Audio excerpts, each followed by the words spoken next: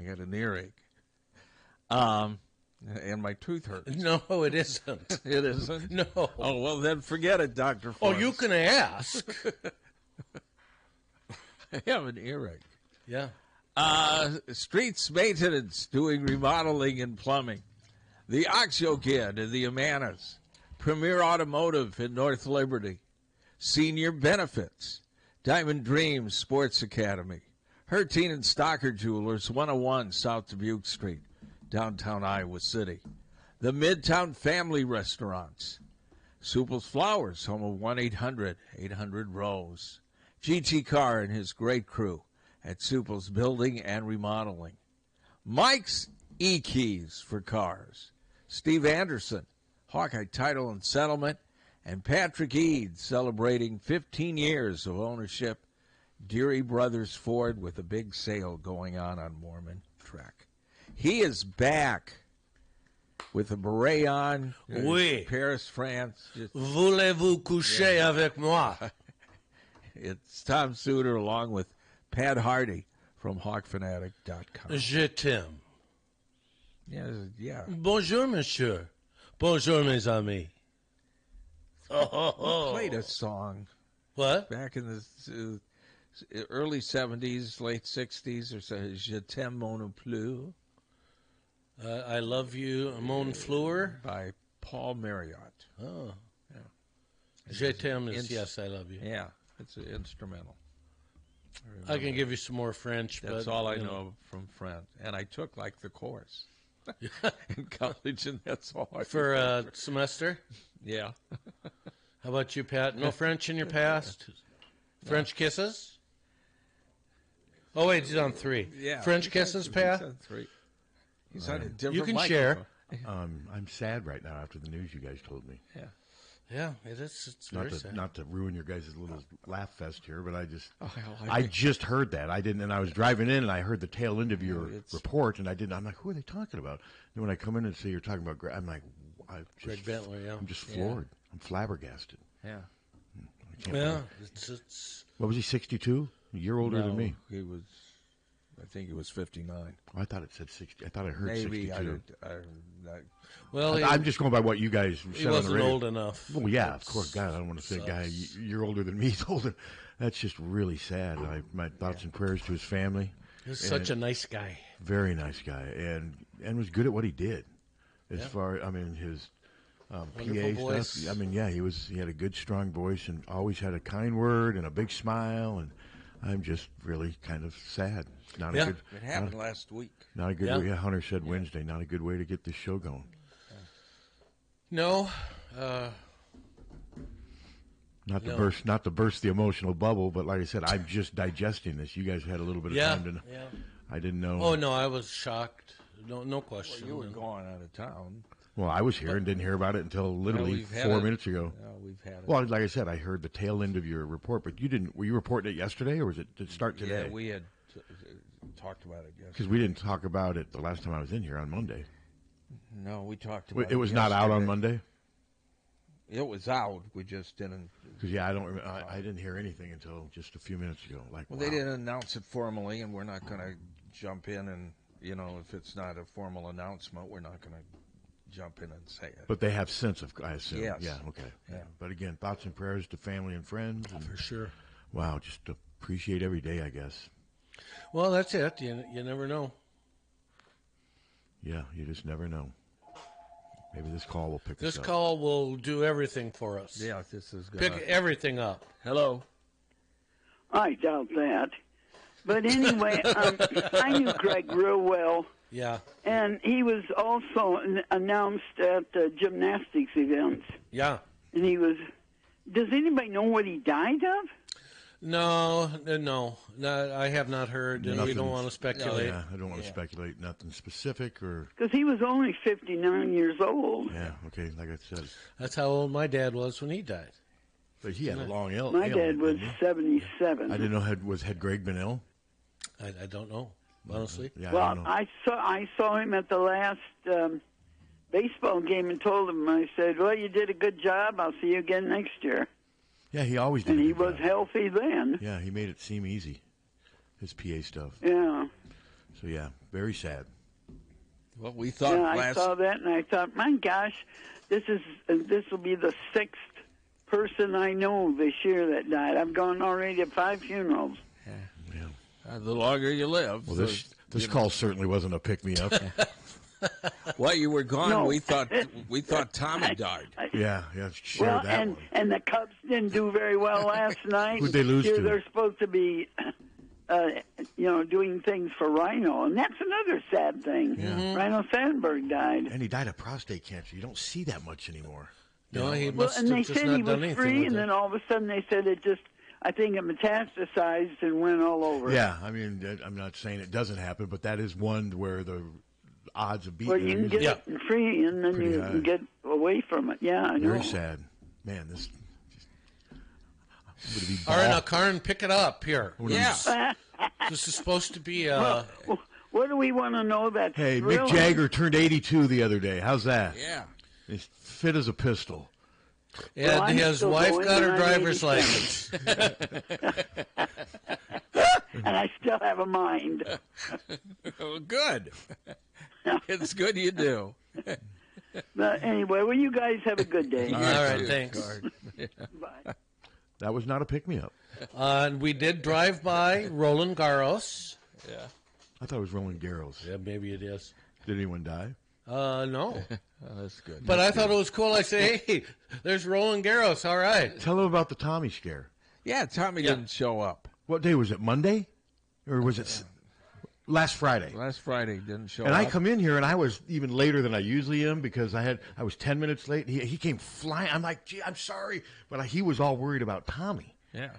And he had called me in the parking lot, and Couldn't get him to answer his phone. Did he just oversleep? Yeah. Yeah. He just overslept. But he hardly does anything like that. And Well, no. it scared. and the fact that he doesn't drink scared me. anymore. It scared me, and so he comes in and reminds me, man, this reminds you of when Billy died. Well, that's kind of how it happened. Didn't it? Well, that's exactly how it happened. Well, okay, but that's the first thing you said. Now I'm going, oh my God, Well, and just Well, you were already freaking out before I said that. You were pacing all over the place. Where is he? Where is he? He just doesn't do this. Well, he doesn't do it. Well, he did that day. Yeah. Well, and after Billy died, a few months later, we had an auction, and I had set my alarm wrong. I set my alarm to go Yeah, off and at you- 6 instead of 5, and Steve had me buried. I didn't. Yes, you did. We started the auction without you, though. One You thing I had can me see- buried. I was gonna. Dead and gone. I was gonna make that money no matter. One thing I can say with certainty, if I'm late, I don't think you guys are thinking I'm dead. No, if No, you it's a show good up point. early, we think something's wrong. Yeah, what the hell's going on here? Is he okay? All right. All right, now we're kind of picking ourselves back Yeah. up. But, all right, I'm going to move on from but yeah, that just, it does, though. It makes you want to appreciate every day and just the little things, not to sound corny, but stuff like this does do that. And there has been a lot of death, just. It seems like it. I mean, well, famous people just recently. Remember, we were joking about the 3? That's up to like 8 or 9 now. It is. I mean, But I mean, it happens. yeah, the 3's crap. That's Well, when did that start? I don't know, but it's It's been around nonsense. forever. It's been around forever. Now there is something. So I'm trying to sleep last night, and my phone is going. Brr, brr, brr. Last Friday, Bonnie Reynolds got on here, and she goes, "There is going to be a major earthquake, not just But she was right. a normal earthquake, but a really big earthquake." And so, people, past midnight, have to be texting me and Facebook messaging me to tell me, "Hey, Bonnie was right." You couldn't wait till this morning. So now, did it happen like in the remote parts of Russia? Far It east, happened- far east part far of east Russia. part of Russia. So then, not a lot of loss of life. I haven't heard any specifics. Yeah, on they that. haven't given a loss of life, but it was. I mean, it's 8.8. Yeah, and that's this isn't the huge. Richter scale anymore. If it would have been the Richter scale, it would have been a lot higher. Well, so far the tsunamis haven't been that bad. No, I mean, Hawaii had 5 feet, but it doesn't look like anyone got flooded out or anything. At least so far. I mean, there's some streets flooded and but stuff. I don't think not- there's been any death or yeah. anything from it. So, but yeah, 8.8. They said it's the 6th largest or what do you ever call it in history. Wow. Yeah, it was like, But isn't aren't we supposed, there's some fault down in Missouri, and eventually Yeah. we're supposed to be at risk of having, if we do, it's going to be a major one. Is it, or is that urban myth? No, it would be. I don't know. It's not going to destroy us or anything. But it's going to be significant. It's going to be significant. Yeah. May have to get some foundation work if you're something like that. Trump has changed its name to the Joe Biden fault. But let's move on. This is not political. Bring in politics, dude. He's back. I'll get attacked. I was on Hawk Fanatic. Son of a bitch, Suter. Should have stayed in France where he belongs. Stay in your lane. Try to escape from all this political stuff. And, we talk way less politics than we used to because I think we're just We're just, what are you supposed to do? It's whatever. another 3.5 effing years. Well, and it's to the point now where it's so exhausting, and it's just, I mean, now it's getting creepy. You do have to watch South Park, though. Supposed to be pretty the good. one where he's in bed with the devil? Yeah. Well, that's right. You were overseas when that. Jan fell asleep. I guess they're attacking Charlie Kirk this coming week. I is what I read. I wouldn't be allowed to watch see it. Yeah. So she fell asleep. It's really, and what's great about it is the family that bought CBS and Paramount. They're big Trumpers and contributed. But you know what they like more than that? Money. Evidently, because they gave for 5 years, 10 episodes a year, $1.5 billion. Yeah. It's a good Well, and chunk part of it cash. too is MAGA likes the show. Now Yeah. that could change if they continue to kick the hornet's nest. But back to the Hawks. Back to the Hawks. Suter, I did 27. I saw that. I read it. And the first comment I got was, "You're picking us to lose." Even though I did not in that column pick Iowa to lose. If you put 2 and 2 well, together. I read between the lines. But that's how I feel right now. Do I want that to happen? Of course not. I want them to go to Ames and win. But that would not be an upset if they lose at Ames at all. Iowa State's going to be ranked higher than Iowa probably coming into the season. Probably. They've got. What if they lose to K-State though? Well, I mean, to me that may help Iowa State. That may give them more of a sense of. I mean, I just think right now Iowa State at home is maybe a slightly. I mean, they won last year here. Yeah. And I know Iowa's quarterback situation wasn't near as good, but it's not hardly going out on a limb to pick Iowa to lose at Iowa State. No, it is not. I mean, it's not like I'm trying to be contrarian. That's just but I hope Iowa wins because, I want to drive all the way over to Lames and cover a loss, but that's just what my gut is telling me right now. And like the other ones, I do think they're going to beat either Penn State or Oregon, and then they're going to lose at USC. That's another prediction I made. Well, I don't think. And none of those would be outrageous. And none of that is. I think ridiculous. USC is underranked. I've seen them. The media had them 9th, Iowa 7th. I think USC, because if they end up only being 9th, Lincoln Riley might be gone. I mean, he's got to start winning. But they have too much talent to be 9th, and I just have a feeling. And when is the last time Iowa played well on the far West Coast? When we played USC in the Holiday Bowl. Yeah, that was the last one. That was in San Diego. That was about the last and only time I recall them since Evie in the Rose Bowl. No, Anaheim, California, the Freedom Bowl. Freedom Bowl, Chuck 55. That one. So we're going back 41 years ago, but it doesn't happen very much. Hey, we'll take it. So having them. So if they split against Penn State and Oregon, which one would you prefer the win to be against? Wow. I don't know. Penn State's favored to win the Big Ten. They're favored to win, and that was my other prediction. I picked the field, which is obviously easy to pick the field. So I would say Penn State. I would rather beat Penn State. They've been in the league longer. I like them less than And I'm not convinced Penn State's going to win it because they just don't seem to handle these situations. And I want to see them beat Ohio State and Michigan. They do it so rarely. Let's see it. And I'm not sure what their schedule is, if they play both of them or not. I haven't seen it. But at some point, they'll have to overcome that hurdle, and it'll be interesting to see. But right now, I mean, if Iowa can go 3-0 in the non-conference and then go to Rutgers 3-0, then boy, the ball is rolling. But that Rutgers game is not. No. To me, Rutgers is going to come out and be a 4-6 win, more of the same. Or they're going to I don't see them taking a significant step back with Schiano. I do see them capable of taking a significant step forward if they get decent quarterback play. And don't they have the guy from Don't they still have the guy from Minnesota? Kelly I McManus, just have yes. never thought he was that good. No. Do we have a call? Wow, Bonnie Reynolds. Wow. My ass. Okay, Bonnie. How about that? Hello. Okay, when are you guys going to do the call-in show where we get to predict the record? Well, we'll probably do it. Let's plan it for the way we've always done it, the week before. So Okay, I'm taking careful notes as you guys discuss. The Saturday before the home opener. opener. isn't that what? Yeah, I mean, when I we can generally still. do? I mean, I'm not averse to coming in on No. Saturdays and work. It's like, so yeah, we. So can let's do that. just plan it for the Saturday before. So the home opener is what, the 30th? 30th, So then the 23rd, 23rd. 23rd, day after my birthday, It'll be my birthday present to you, Pat. Come to work. and I'll be getting a colonoscopy within a week or two, somewhere around there too, and we can talk about that. Yeah, we can have a colonoscopy. Party. Yeah. Party. Let's do it. We can all. Oh, think what fun we would have. We can all drink that stuff and then see who don't- has to go to the. You know, You bathroom don't drink that first. stuff anymore. You mix this white powder with Gatorade. That's how I did it the first time 4 years ago, and it Oh, was, but that doesn't change what we could do. it was with not it was not gross. The only hard part was not eating for 24 hours and then crapping out your pants. That was Joe, wasn't it, from L.A.? Was that Joe from L.A.? I don't know. He He generally usually says he's Joe from L.A. Yeah. Yeah, he usually does. That was, Yeah. but All right, sometimes he identifies himself as John Balmer. I don't get it. That's okay. I don't either. But Well, he always calls up and says, "I'm John." hi. Like we don't know it. Yeah, like we don't know who it is. Say what you do, John. All right. Well, Hawkeye news while you were gone.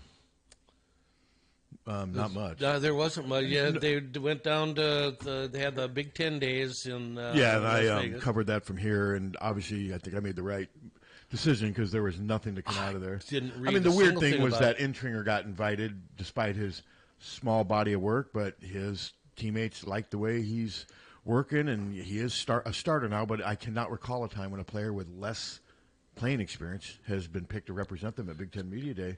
And it was surprising that in my first reaction when I saw the three, I'm like, wow, Intringer over Wamka?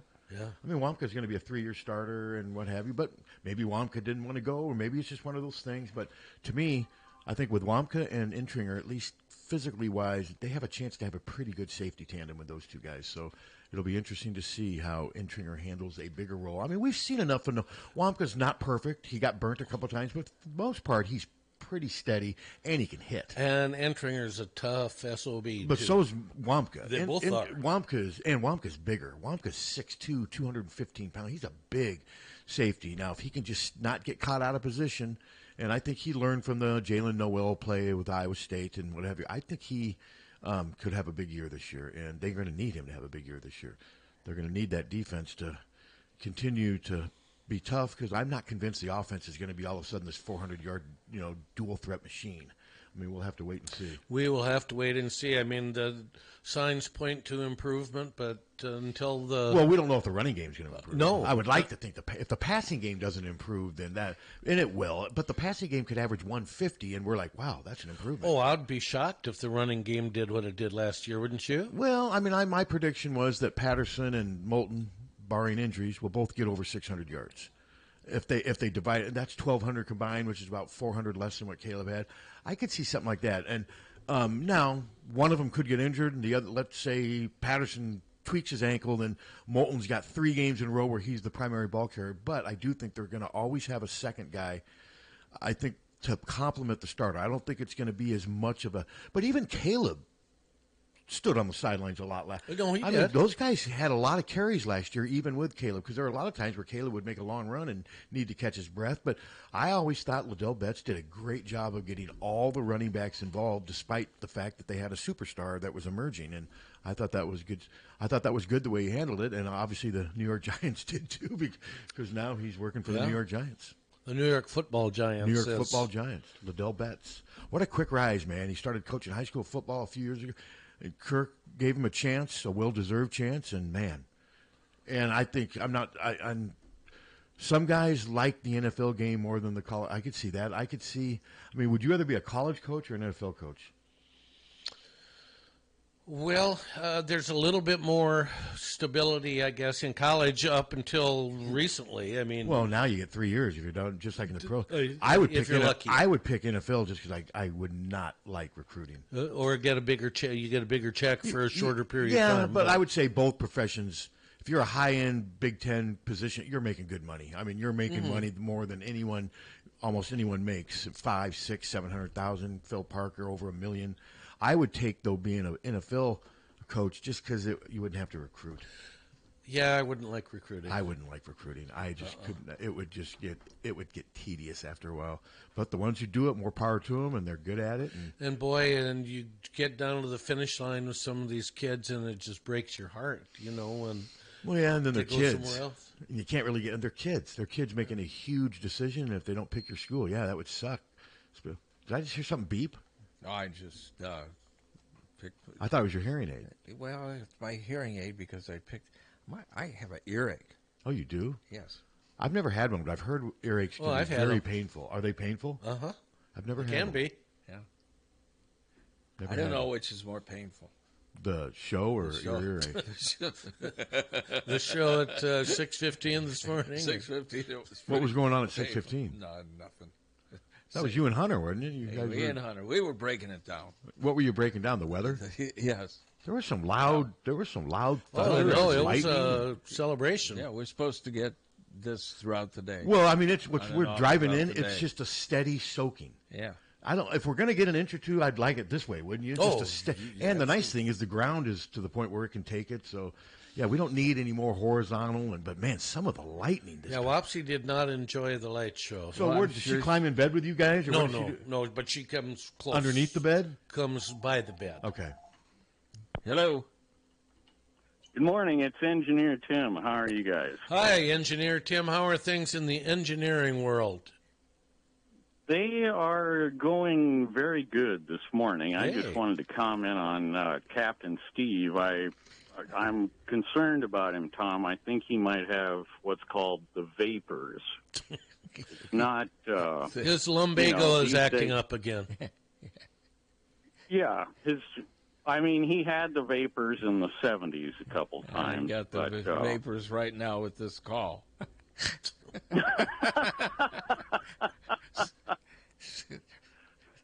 See you later. Goodbye. Goodbye. Thanks, Who was- Tim. Who was that? Engineer Tim? Yeah. He worked with Steve and Muskie. I thought Muscatine. wasn't that a character in Living Color? No, that was Fire Marshal Bill. Oh, my bad. All right, You're close, Pat. Yeah, you're real close. my bad. Did you like Fire Marshal Bill? I actually did. Yeah. I thought he was funny. Yeah. But his best work is his Chuck Woolery impersonation. You've seen that, haven't you? Yeah. That was pretty funny. Has he done much lately? What's up with him? Chuck Woolery? No, what's his name? Woolery's dead. He's That's dead. what I was going to say. Who are we talking about? I can Jim fill Carrey. you in there. Jim Carrey, has he done much lately? Uh-uh.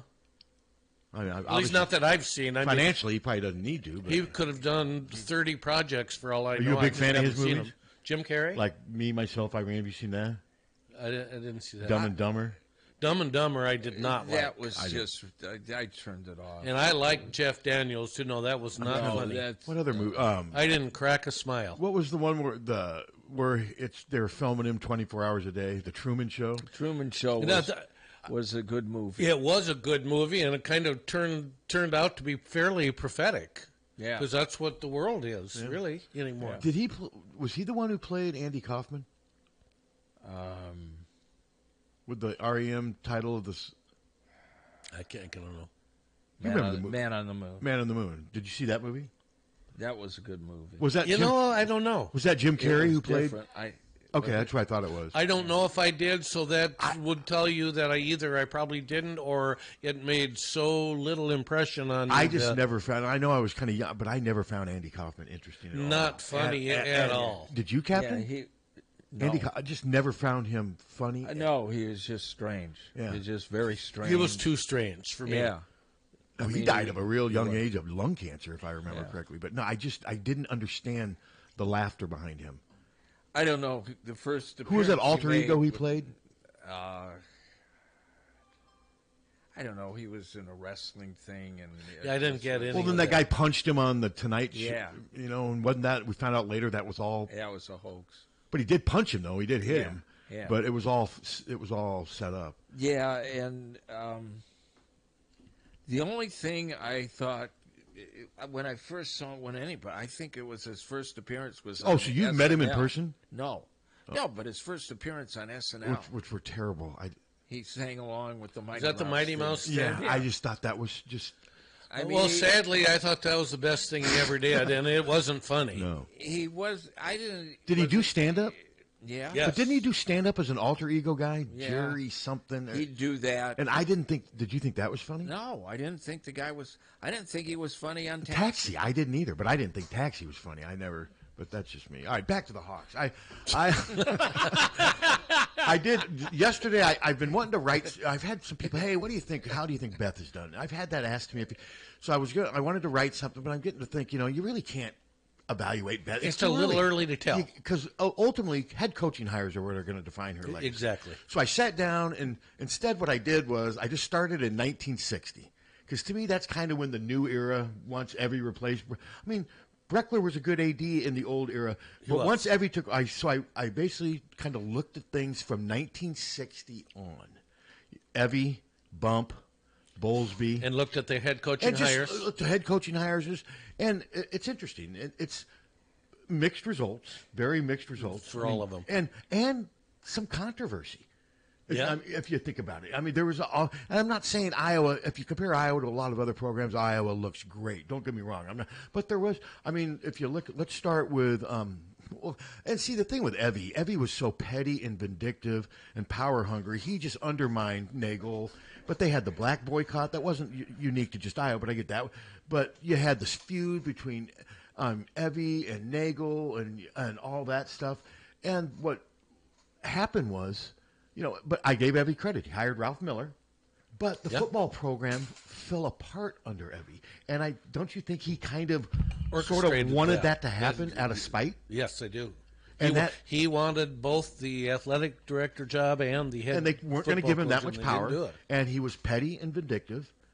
And he was. But then his daughter Marion said, "Well, his health wasn't." He was right, such he had colitis. Yeah. But you have to, Tom. He was intimidating. He was used to getting his own way, and he didn't get his own way. She didn't deny that. No, she didn't deny it. So that set the stage for Bump Elliott, and then Bump took almost a decade to finally. He was going to lose if Hayden didn't turn out. Bump was done, and Bump acknowledged that. And then so it was interesting. And then Bump hired Lute Olson. This was a great hire. Great hire. But every AD, look at Bowlesby. I give Bowlesby, people say, well, he screwed it up. He didn't get Stoops. Ferentz was a pretty good answer to Stoops. Has turned out to be a 27-year Yeah, did he have as much success in the elite status as Stoops? But Iowa's not Oklahoma either. Stoops had one national championship, but they were in the playoffs. They were an elite top 10 team almost every year he was there. But he had that championship immediately. He had his second year. Yeah. And I just feel Kirk, I think that sort of cancels each other out. I think Kirk was good enough to where you can't hold not getting Stoops against Bowlesby. No. But Bowlesby hired Alford. At the time it looked good. Turned out to be a bad hire. I know some people will disagree with me. Some people we've had on this radio show. But I think overall body of work, Alford didn't get to the tournament enough to offset all his other stuff. What do you think Adam Haluska would say? That Alford was good to him and helped him a lot and had some decent success here at Iowa. But, of course, there were also some obstacles. And the other problem, Alford's handling of the Pierce thing just made it even worse for him. And it gave people more reason to want him gone and gave them more reason to hold the standard higher. But Alford's last year, I think they went 17-16. Yeah, it wasn't. He made the tournament 3 out of 7 years. He didn't win enough to offset all the Pierce and all the other stuff. No. So, and then you get to Barta. Barta, great fundraiser. And I will say, all these ADs have been good fundraisers. That's part of the deal. That's part of the deal. And I do think Iowa fans, I say this, but then I think of NIL, but I think old-fashioned fundraising, Iowa fans have always been pretty receptive to that. This NIL thing has been something, I need to figure this out a little bit more. But then you look at Barta, I give him credit for fundraising. Now, he did hire Licklider. Terrible, but at the he time offset it with Fran, and at the time, Licklider seemed okay, even though after the press conference, I was thinking, man, this guy's a little odd. And then he turned out to be really odd, and he just was a terrible hire. But then I think Fran won enough, even though he got fired this past year.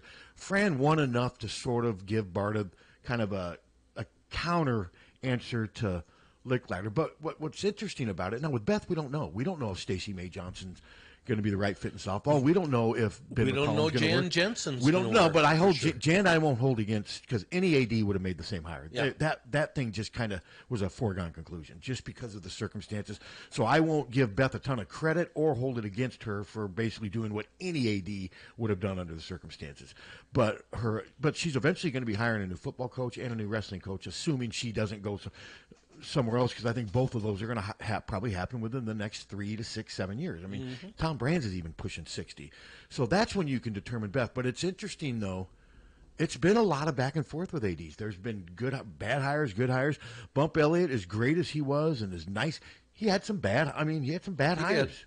He did. And Evie, that one's just hard to explain. I mean, the Ray Nagel stuff is unfortunate. Nagel had him 5-5 twice, didn't he? Yeah, my dad always said that if Ray Nagel had had the support of the administration, that he would have been the coach to turn it around. Did he say that to Evie's face? I sincerely doubt it. But my dad was very circumspect. He would never. And I agree with your dad. I mean, I think Nagel, wasn't he known as an offensive genius when he got here? Yes. But the problem is, after the black boycott, and they go 5-5, I think, in then Nagel's last year they went 1-9. It was falling apart. Yeah. But it was fascinating though. I just sat down and just started writing it. I just kind of did this chronological thing, and then you just remember. I mean, Barta also had some embarrassing, costly legal settlements that he just I think unfortunately that's his legacy almost as much as anything else was the legal settlements. And I didn't mention, I think, because I don't agree with it as much as I think his handling of Kirk is held against him, but then some of those same people that would hold that against him love Kirk and the fact that he's been here. They'll brag about he's been here for 20, but then they also hold it against Barta for not being as tough with Kirk. And then the other thing Beth did, I mean, Beth is showing a willingness to make some tough decisions. I mean, getting rid of Brian Ferentz with 4 games, and I know there was pressure, but she still did it. Getting rid of him, I don't think Barta ever would have done that. And what's cool is, obviously, Kirk did not like the decision. I mean, the father, but Kirk even made a point at Big Tens this last week to point out that Beth's doing a good job. I'm not saying they're ever going to, be buddy or whatever, but I think Kirk has accepted what happened, and I give him credit. He hired a really good replacement for his son. I think a much bigger step up, because I think Tim Lester was ready for the job, whereas Brian Ferentz is doing what he should be doing. He's coaching tight ends at a Division I school right now. So I think Kirk has answered that. But yeah, we'll know about Beth when we see how McCollum, the next football rest. And like I said, Barta hired Marla Looper and got rid of Blevins. That was terrible. Looking back, hindsight, they gave Marla Looper 8 years, and it never happened. I think she was like 70 games under 500 by the time they got rid of her. She had plenty of opportunity. It just didn't happen. There's people that are pushing, they want the brand. It's kind of like Zelensky. Remember how people wanted him out? Yeah. Okay. Now these same people that I know are pushing to get the brands out of here. Well, if you want to be number one again at the top like Penn State is, we'll see if Kale wants to come back to the state of Iowa. And no matter what, Iowa's never going to have the recruiting resources of Penn State just from the bodies.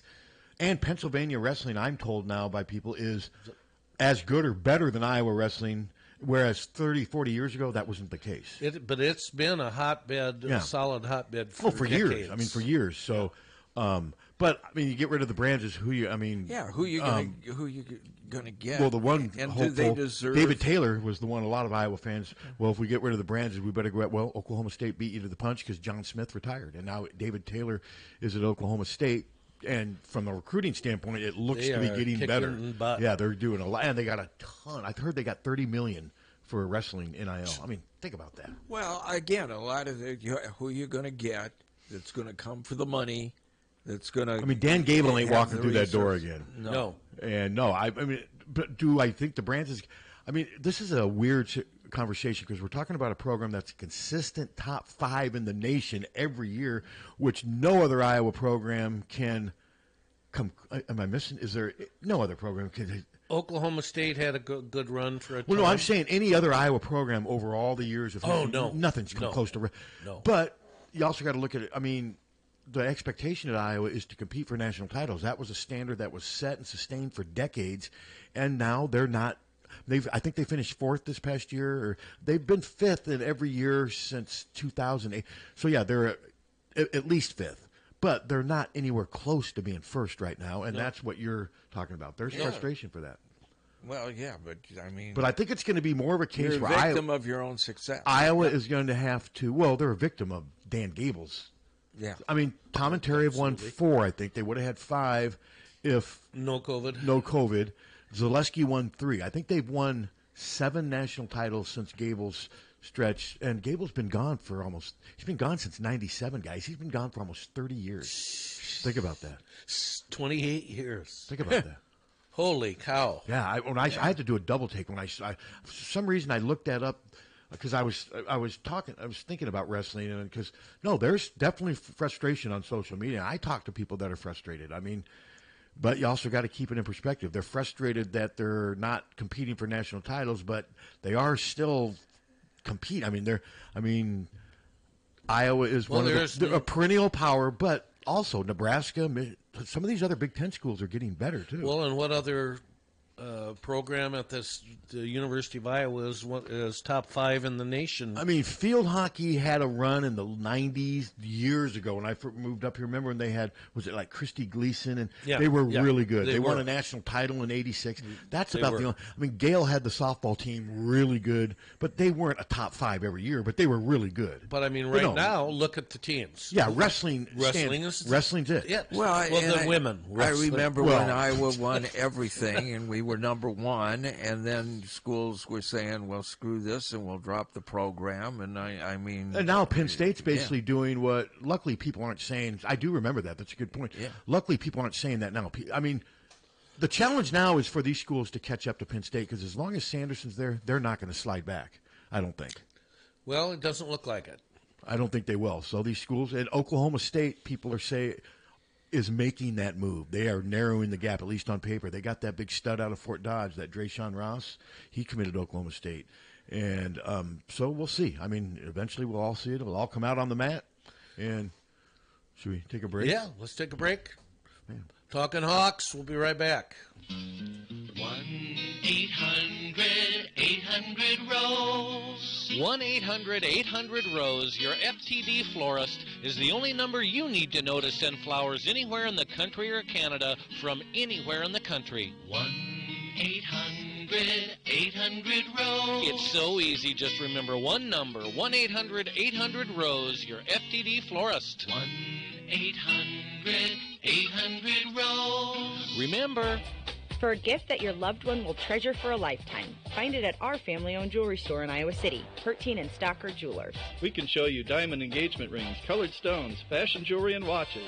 Our jewelers are on site, so we can design jewelry for that special person in your life. We are Hertine and Stocker, serving Iowa City and the surrounding area for 3 generations. Hertine and Stocker Jewelers, downtown Iowa City, and HertineandStockerJewelers.com.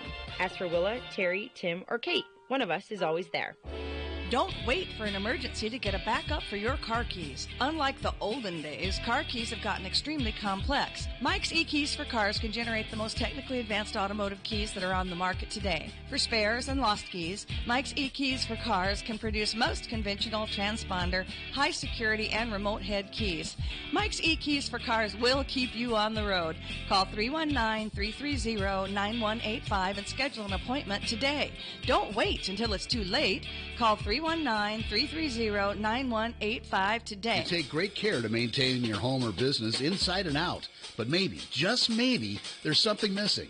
Something that makes your home stand out among the others in your neighborhood. Something that makes your business pop and increases traffic. Something that you can change and customize at your command. Well, there's a solution, and that's Illuminlight's permanent outdoor lighting from Big Dog Tech. Illuminlights provides illumination for every occasion. Holiday lighting, accent lights, security, and of course lighting for all your favorite sports. The Illumilights app lets you create your own patterns with color, motion, brightness, and static control over every individual light, or use Big Dog's presets to transform your home or business. The professionally installed track system makes Illumilights LEDs virtually disappear until you turn them on. Rated at 50,000 hours, you'll enjoy stress-free convenience for years to come. For more information about Illumilights permanent outdoor lighting, go to BigDogTEK.net or give them a call at 319-395-0800. That's 319-395-0800. Are you tired of living in a home that doesn't quite meet your needs? Then it's time to call the experts at Streets Maintenance. Their team of skilled professionals specializes in renovations and remodeling, transforming your home into the space you've always dreamed of. From kitchen bath remodels to complete home renovations, no job is too big or too small. Streets Maintenance will work with you every step of the way to ensure your vision becomes a reality. So don't wait any longer. Call Streets Maintenance to schedule your consultation at 400-4483. Let's start building your dream home today. Once upon a time in the land of the Hawkeyes, a business grew. A business that would become synonymous with real estate. Hi, I'm Steve Anderson of Hawkeye Title and Settlement. When you're buying or selling your home, you'll need title and settlement services. Consider the Hawkeye Title and Settlement team. Give us a call at 351-8600. Hawkeye Title and Settlement, the team you love, the people you trust. Don't let just anyone take care of your smile. At Diamond Dental, you can expect compassion, expertise, and a personalized care plan to protect your teeth for life. With more than 30 years of combined experience, Dr. Forbes and his staff are prepared to tackle even your toughest dental problems, leaving your smile healthy and sparkling. Diamond Dental offers a full range of general and cosmetic dentistry, as well as dental treatment options for snoring and sleep apnea. It's never too early to start thinking about what's best for your smile. Schedule an appointment today by calling 319-390-3703 or visiting the office at 5815 Consul Street Northeast, Suite D1 in Cedar Rapids. You can also visit DiamondDentalPC.com for more information. Dr. Forbes is a proud sponsor of the Hawkeye Wrestling Club and the Inner Circle. Let the Diamond Dental team provide superior care for your entire family. This is Leah Pasha, and I've been saying, hit a deer, call Premier, for years. But it's time for something new. It's still where you need to go for deer divots and door dings, as well as damaged dashboards. That's what my dad Nathan's driving at and dreams about. Why not say, when your car is dinged, be a deer and call Premier? I think Dad's going to love that. Premier Automotive, North Liberty's premier auto body repair shop. Be a deer and call Premier Auto Body in North Liberty. Diamond Dream Sports Academy 20,000 square foot indoor facility holds 8 batting cages, space for infield work, space for throwing and pitching and all your arm care needs. Offers private instruction, group lessons, camps and clinics, leagues, memberships. Rentals available at Diamond Dreams is open to the public. Our top level instructors include former professional, college, and Olympic athletes. Our coaches will help these athletes achieve their full athletic potential, develop a strong work ethic, and a solid base to build. The last thing you want to do is look back and wish you had worked or played harder. Locally owned and established in 2005, Diamond Dreams is Eastern Iowa's premier training facility. Located at 2905 Stoner Court, North Liberty. Call today and reserve your time. 319-665-2173.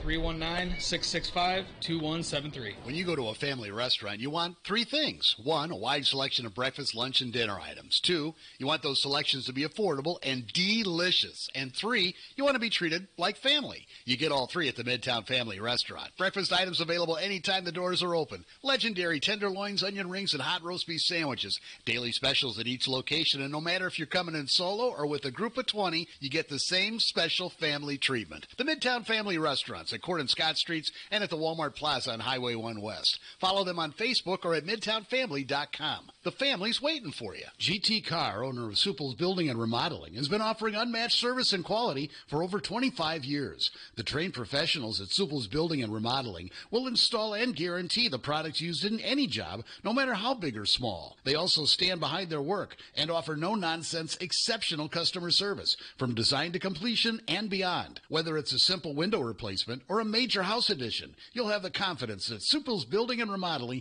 is committed to quality. Visit Supple's.net HockeyTitle.net or call them today at 319-337-2246. Hi, this is Tiffany at Senior Benefits. Are you confused with Medicare questions, anything having to do with Medicare? I take care of all Medicare customers, people under 65. I also do life insurance, long-term care, cancer insurance. I'm here to help you navigate any questions that you may be having or frustrations and anxiety that you may have with Medicare or insurance in general. Give me, Tiffany Rao, a call at 319-631-4795. Customer walks in and they're like, geez, everybody's still here, the same people. You love to hear it. Patrick Eads and Terry Adams with Deary Ford. It's our 15-year anniversary. We have so many people on the team that have been with us since day one. That's really kind of what makes it all just come together. We've been together for quite a while. It's part of building good relationships. We've had customers that moved away but still continue to do business with us. The success we've had would not have happened if it was not for our team. Celebrate the 15th anniversary all month long at Deary Ford, Iowa City. When we say here for you, we mean it. At the Oxyoke Inn, we're ready to serve you with the same fresh food,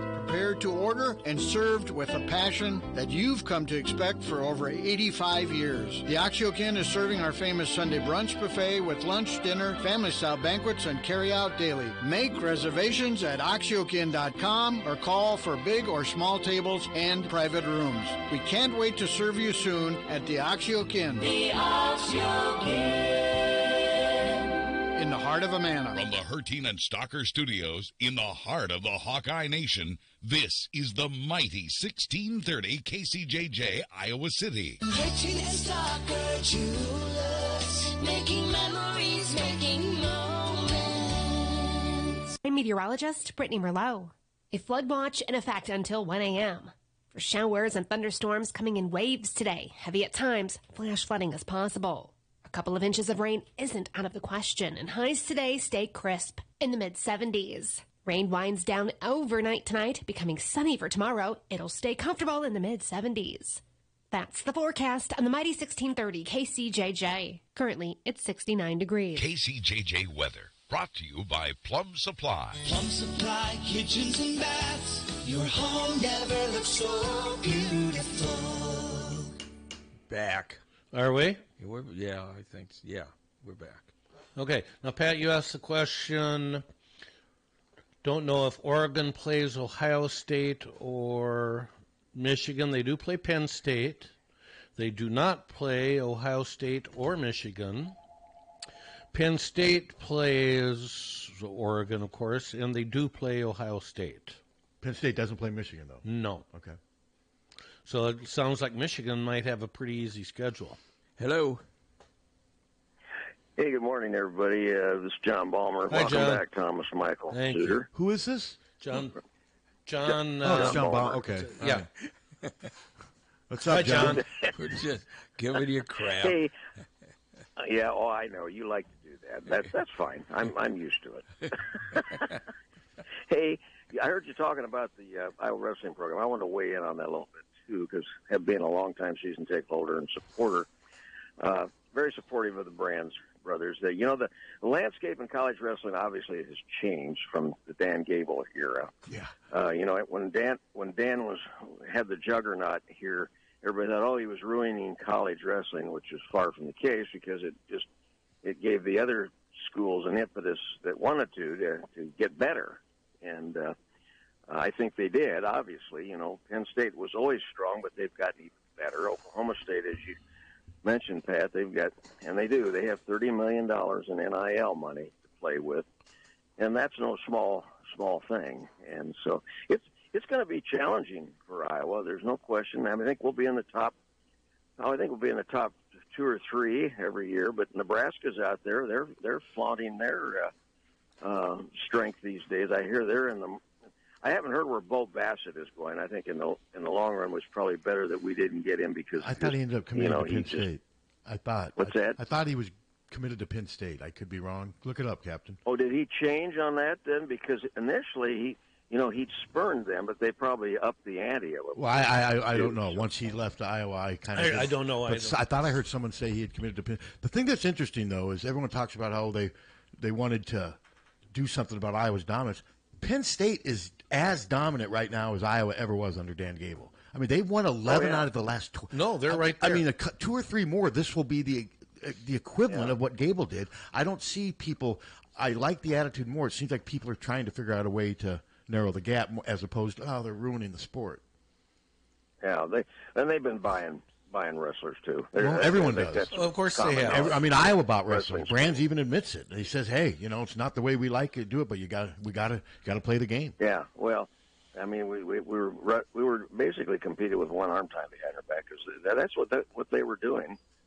Penn State and Cale Sanderson, his image may have taken a little bit of a hit with this situation with the graduated wrestler that was accused and obviously is going to get charged with some sort of assault. People have short memories. Bassett has not committed anywhere yet. I just got from He's going to go where whoever gives him the biggest check. Well, I'm guessing he's going to go to either Oklahoma State or Penn State. Yeah, I couldn't find that. Okay, no, he is not committed. Yeah. I heard Nebraska's in the hunt for him too. Yeah, they got enough money. So, yeah, well, they've got money out there too. So, it's the landscape's certainly different. I think the brands play within the rules. They always have. They've been very, very strong about doing that, and But they're not afraid to spend a lot of money to get a wrestler. I mean, there was at least 4 wrestlers on that team last year. I was told by good sources they were making at least $500,000 in NIL money. I mean, that's what you got to do. I'm not surprised. I think Keeter got some money. I'm sure he did. Well, most of them turned out to not be worth it. Now the guy Stephen Buchanan, he won a national title. They got their money's worth from him. Well, if Keeter concentrates on wrestling, I think he'll be fine. He finished 8th last year. He's in a weight class that's difficult. What's that? He was finished 8th last year. He's an All-American. He's got to figure out though the football thing. And I don't think he's going to. I still think his football days are numbered. I don't have that based on any facts or anything. It's just too hard for him to do both sports, especially playing linebacker, because his weight. He needs to get bigger. I don't think he'll be able to, Pat. No. And the last time Kirk addressed him, Kirk didn't sound like a coach who expected Keeter to be playing football, did he? From what you? Not that I could. Just from the way he talked about it. So we'll see. Yeah. Give the kid credit for trying to do both. Yeah, it's almost impossible, especially when you throw your academics in, and they still do go to class, I think. Well, they do, and the good thing for Keeter is the guys that he just had no chance of beating, Stevenson, Kirk Fleet, and the guy from Oklahoma State, they're all gone, aren't they? Yeah. Those were 3 guys that nobody other than those 3 guys had a chance of beating, and the heavyweight thing. So now those are gone. Keeter's got a chance. Yeah, he does, and he's at a weight class, so it's difficult because he was undersized basically because he wants to play linebacker in football. I mean, he doesn't. I mean, I think if he wanted to stick with football, he would have been better off trying to become a big defensive end, so he wouldn't have to lose as much weight. But we'll see. I give the kid credit for trying to do both. Oh, I agree. I just I hope it works out. Ben's good. He's a good young man, and of course we lost Gabe Arnold because he was not adhering to the program, and that was too bad. I haven't heard where he's going. Has he picked anywhere? I haven't heard. I haven't heard. But he needs to get his life together. I would not rule him out totally coming back to Iowa if he met the criteria. You know what I mean? But I'm not sure. I have known nothing about the kid's personal life. Yeah, well, I've met him here at City High. Good young man. I mean, he kind of lost himself a little bit. A young guy, those things happen, for God's sake. I don't know. I mean, you obviously know more about it than any of us do. I have no idea what's going on. Yeah, it's just He I think he saw the 2 weight classes ahead of him that he was going to have difficulty wrestling this year. So his weight is ballooned in the off season, unfortunately. So he was out of training and all that good stuff. So yeah, all right. From what I'm told. Well, John, thank you. Good talking to you, and let's get ready for football. All right, I'm ready. I am ready to enter the football fray. I'm starting to get interested in football now. I'm not there yet. We'll get there. I'll get there. I have no choice. I'll get there. You have no I wrote a 60-inch Iowa athletic director story yesterday. I know. I sat there and I reposted and it. I did it in like an hour. And I just because like I said, I could not make an assessment of Beth Getz because it's too soon. I think it is too soon. It's too soon. Mean, she's shown that she's not afraid. No, she could make that. That was a very awkward circumstance with that Brian Ferentz thing, and I know I had some. Well, she only did what her. Well, I mean, She still did it. Everyone's saying, well, it was all Barbara Wilson. We don't know for a fact that We it was don't all know. Barbara Wilson. No. Barbara Wilson obviously signed off on it. Yeah, And- but that doesn't mean that she But I'm went guessing along with Barta never would have even taken it that far. Yeah. So they agreed that. Barbara Wilson, to me, would, Beth decided on it, and she signed off on it because Beth decided on it. That's kind of how I look at it. Yeah. And maybe Beth had some encouragement from Barbara to begin with, but I think it was a mutual decision. And as tough as it was the right decision, I believe. And yes, I think the team has benefited from it. I think in the long run, Brian Ferentz will be better for it. I've told you before, I admire, because I had a lot, he'll just land, he'll be a coordinator, or he'll be a position coach for the Steelers. No, he's climbing back up the ladder. I mean, he was an analyst at Maryland, and now he's a tight end coach at Fresno State. I mean, of course, he's got these jobs partly because of who he is, but he's not just being given jobs that he's not. No. Brian Ferentz easily qualifies for the job he has now. Easily. If not, he's overqualified. Yes, he is. And I do think he's going to end up coming back from this thing. I hope he does. I hope he comes back, whether he's a head coach again or not. But I would hire him if I was a Division I coach or even NFL. I would hire him to coach my offensive line or tight ends in a heartbeat. No questions asked. You bet. I would. Yeah. Because he just was put in a tough situation by his father. And that's, I think, Kirk looking back on it, he may never agree with that publicly, but deep down, wouldn't Kirk have to say to himself, it didn't work out? We had the worst offense in America. Yeah. The worst offense in America. Mm-hmm. That did not work out. Sorry. And the quarterback recruiting and quarterback productivity had just, since Stanley left, it had been horrible. I mean, Spencer Petras was the standard after Nate Stanley. Think about that. He was the high standard after Nate Stanley, but at the time he was playing, fans wanted him gone because he wasn't. Spencer was okay, but he didn't have great circumstances around him, but they just have not had a good quarterback in a long time. No. They just haven't. No, they haven't. Nate Stanley was steady. I mean, he was productive. Was he great? No. But he was solid. He was durable. He had a strong arm. But compared to what's come since him, he looked great. Yes, he looked great. The only thing Nate didn't have, which if he could have ran a little bit more, I think it would have really opened his game more. Yeah. But he just was a big dude. Well, he was great at the quarterback sneak. He was good at those. And so, but yeah, and as far as the wrestling stuff, and I do agree with John. Now, but it's not like Iowa wrestling is not spending money. They're spending money. No. I mean, there was a while where I think they were the envy of the Iowa Athletics fundraising for NIL because they were spending money and they continue to spend money. And Tom Brands, I've heard him say publicly a couple times, this isn't the way we think it should. But hey, if this is how they're going to do it, we got to do it too. Because if you don't, you're going to get passed up. That's right. I mean, Penn State's spending money. Everybody's spending money. Yeah. It's a big business now. And not to bring politics into it. But you're going to do it. I mean, we're going to be talking Trump here in about 10 seconds. We're going to be talking Trump because now a lot of these agents are getting together and telling Trump to butt out on NIL. Trump wants Congress to enter into NIL, and yeah, and I don't think that's something Congress should do. I don't care who's president. I wish they'd stay out of it. Yeah. But I blame the NCAA for allowing this to happen. And see those agents rallying together, that's only going to make him even more determined to meddle and to get his way. So we'll see. But I reached out to the day the news broke that Trump had signed an executive order to eliminate third-party deals. I reached out to Brad because it would happen during the Big Ten football media day. I'm going to see if I got here. His answer. He gave me an answer right away. Brad Heinrich. Let me find it first. Yeah, him entering it. Did you know anything about that? Here's what I said to Brad. Or here's what Brad said. The truth is, I have no idea yet. This stuff changes by the day, and nobody knows which way is north. That was his answer. And as much as I can, I do not pay attention to Trump's nonsense executive orders. No, I will with sports. Change the name of this. If it's sports-related stuff, that may I will. I mean, with NIL, it came out that he, he signed an executive order, didn't he? Yeah. That now it's got to go to Congress, though, I believe. Yeah, and I don't know if it'll pass there, but he wants to eliminate all third-party deals. There is a problem with third-party deals. I agree, but I don't think we need the president No, to be telling us that. There's well, other... then what the hell again? And I've said it repeatedly. Is the NCAA? What the hell is it? It's nothing right now. Yeah. What if he signs an executive order, Trump, saying that you guys got to start playing better music? Huh? My music. And speaking of that, that's a good segue into the documentary you just saw. So then Donald send us a big check and we'll talk. Yeah. What if Trump sent you $2 million? Would the next song be Whitebird? If necessary.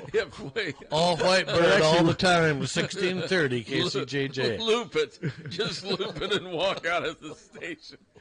I like that song, and you guys hate it. Well, it's stupid. How about It's boring. the violin in it? Though? It's boring. Sucks.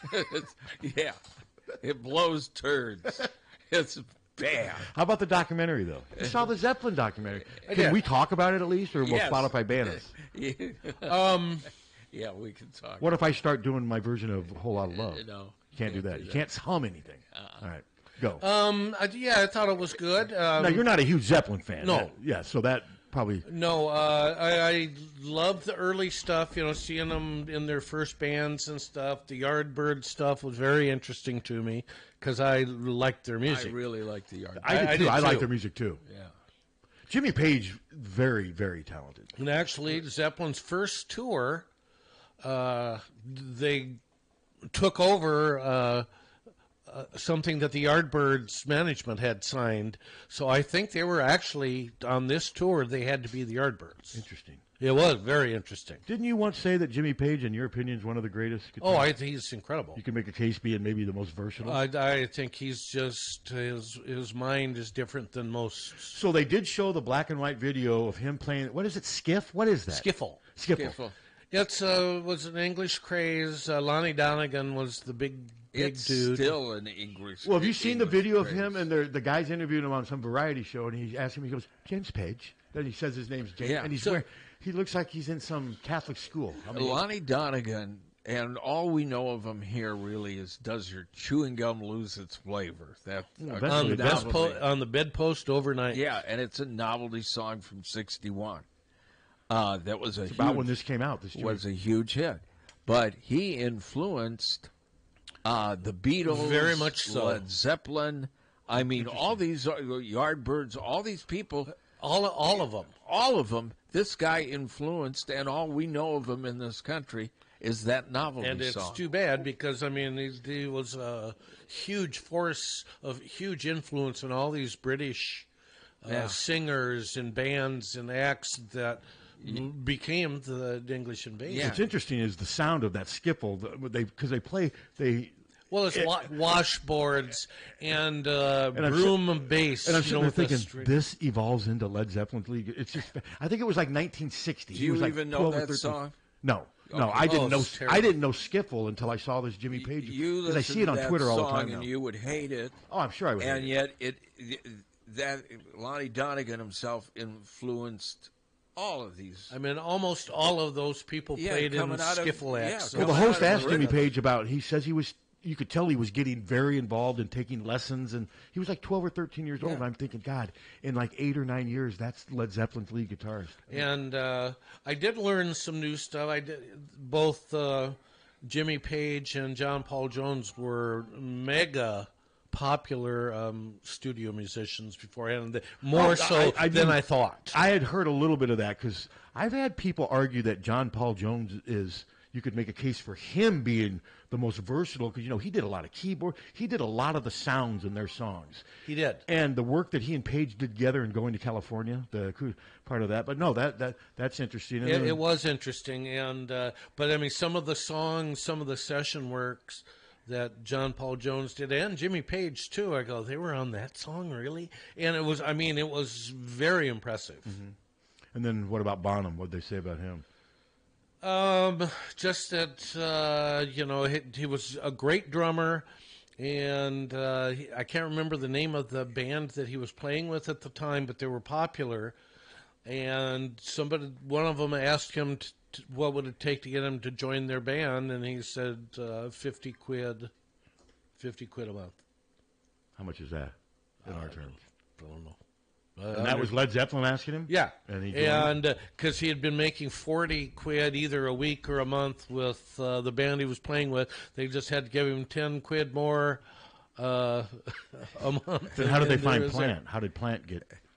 He had been playing in various bands. Okay, so they knew of him. They knew of him, but he really hadn't quite broken through with I'm anybody. curious, did they go about like the parents? Were the parents of each of them very involved in the music? Did some fight it? Did they get into that at all? Both, all of that. Okay. See, that's what I find John Paul Jones' dad was very involved in a lot of ways, and he said, look, this rock and roll stuff's not going to, it just isn't what you need to do.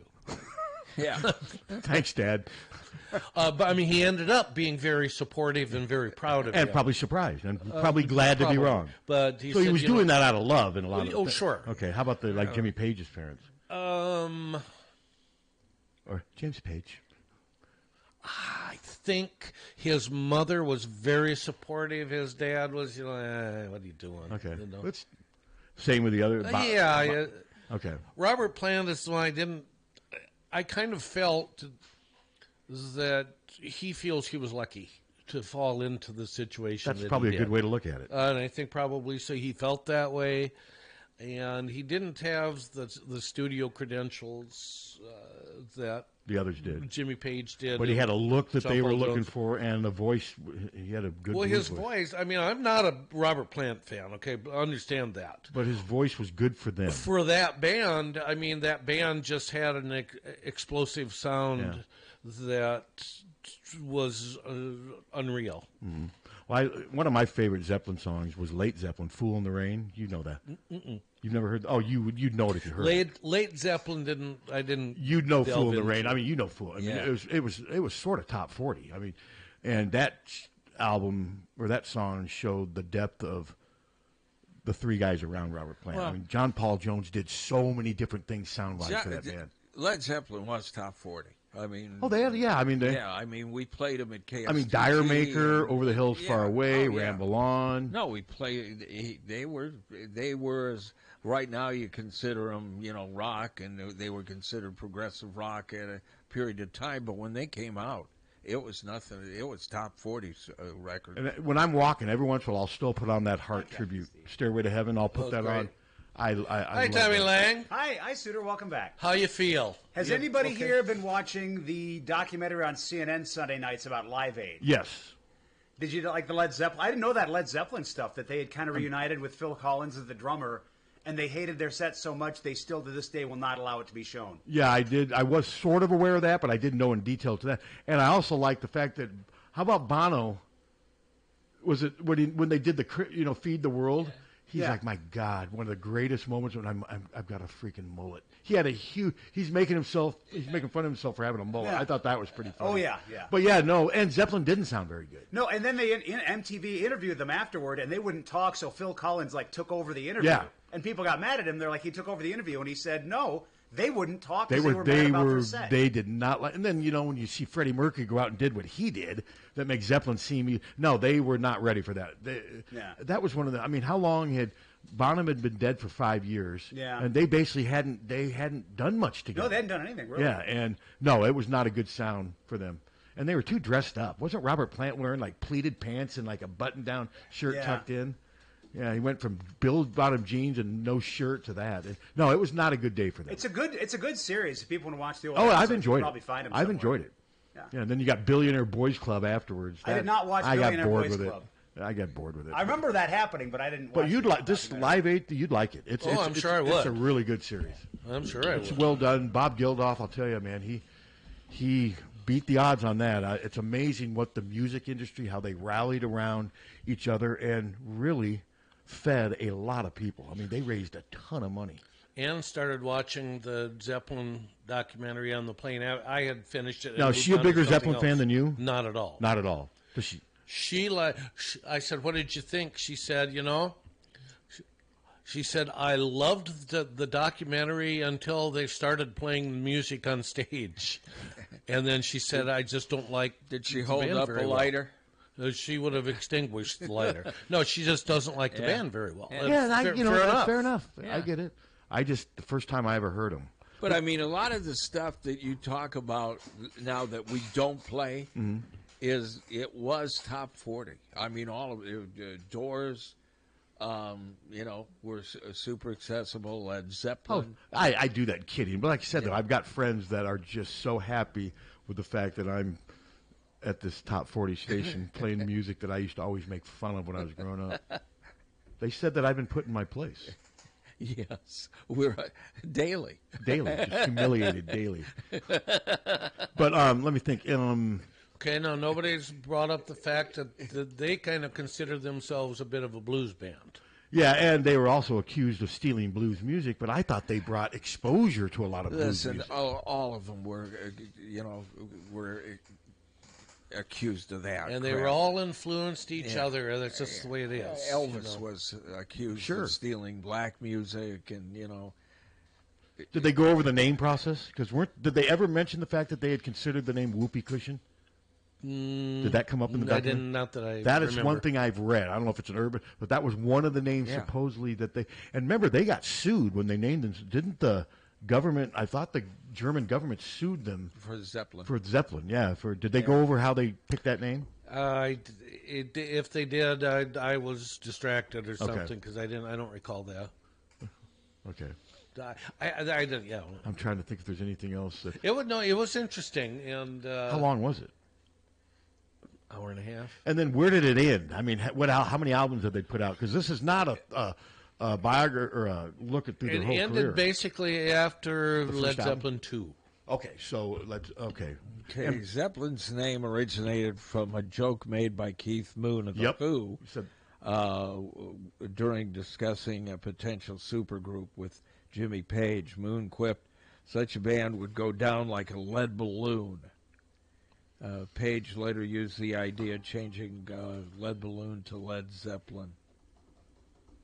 And then I believe, didn't the German government, didn't they have a problem with it? A trademark thing or something? I thought. I could be wrong, but... And it sure pretty much seemed like it was Jimmy Page's band. Oh, I would agree with that. And, I mean, sort of like you could argue that, well, I don't know, Pink Floyd... I don't know if it was ever just right because once David Gilmour was there, I think there was kind of a mutual. Led Zeppelin and the German government had several interactions throughout the band's history, which were quite contentious. Yes. The band performed in Copenhagen under the name The Knobs. The Knobs.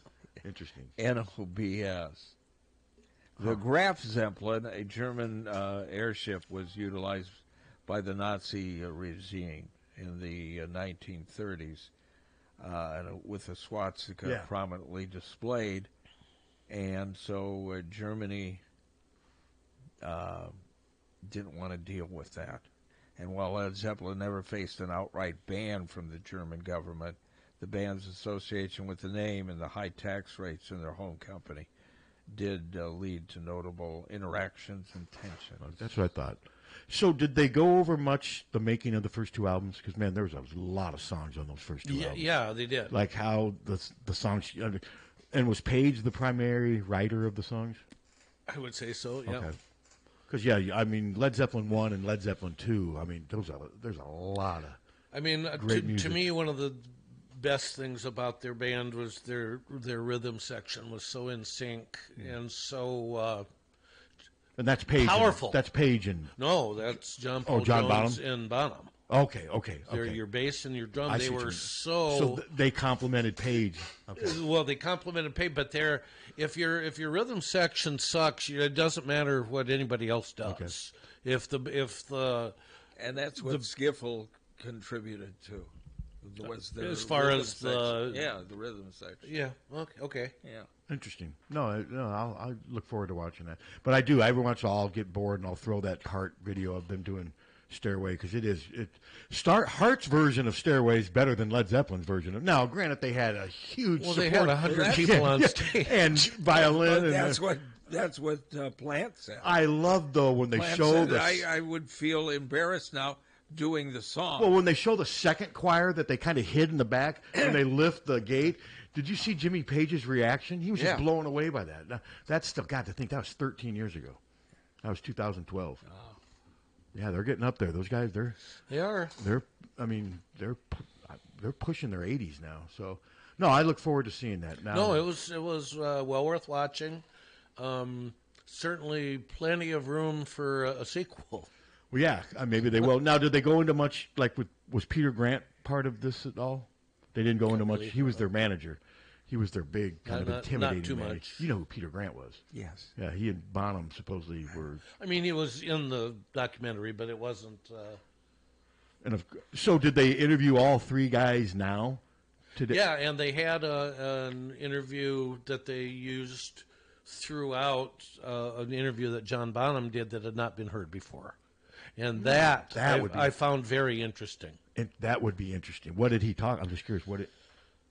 It was a lot more normal interview than I was expecting. I mean, I always thought he was kind of a wild card, but a little rough. But the interview was more, just straightforward. Straightforward, and it was very interesting. And by then, by the end, he supposedly hated traveling, being away from his family. Yeah. But then, that's so early in their career, that probably hadn't really manifested itself as much at that point. But no, it's an interesting documentary. Like I said, just when I heard it my first time in 7th or 8th grade, I was like, wow, this is a unique sound. And by then, they were, when they put their first album out, guys, I was 5. So I didn't. It took me a little while to catch up. I was playing. You were already whining about retiring in '69, weren't you? Yeah, it was time. What were you? You were 20. Yeah. What, 21? You were already in your 20s. No, not in 60. Well, 20. You were 20. 17, 67, 68, 18. Did you ever think, I'm not going to be able to do this after I'm 30? Listen, I remember specifically one night, all the DJs got together, and I mean. Every state, we used to have all the DJs that get together from every station, and there were only really us and another station that played contemporary, and we got together at the filling station at Davenport, and said, "What are we going to do when we're 30?" And I mean seriously, because we never thought that it would go on. Now it's what are we going to do when we're 80? Well, I think. Very seriously, of all the people that I, started with, I'm it. Yeah. That I know of. I mean, that's still doing it. I mean, JJ passed away. Bobby retired. I think they're all either retired or gone. Yeah. So. And it seems so ridiculous to me that I'm still doing it. Well, I'm going to go home and crank some Zeppelin in your honor. So did you like it when... I'm going to turn up Carly Rae when I get home. What Zeppelin song do you want me to play in your honor? Call Me Maybe. You imagine them doing their own version of Call Me Maybe. Could you see Zeppelin doing Call Me Maybe? Not really. Bonham drumming to that. What is this rubbish? What the hell is this? No, but you're right, though. I've got one Yardbird CD, and almost every song on it I like. Yardbird's great. Yeah, they were good. Yeah. Now, who was that? That was Page. Who else was in the Yardbirds? Well, at one time, Jeff Beck and Eric Clapton. That's what I thought. So no wonder they were good. Yeah. But and Clapton didn't get along with Beck. Clapton didn't get along with anybody. Yeah, I don't know much about Jeff Beck other than he was a really good guitarist. What I didn't know, though, he's the one who recruited Jimmy Page into the Yardbirds, and then he left. Okay. Yeah. I didn't know that the guy from Buggles also played with Yes. Buggles. Did you know that? No. Yes. Yeah. Buggles. Yeah, Buggles. What? Yeah. He played, he did Buggles, and he... Buggles was like visionary. Ass.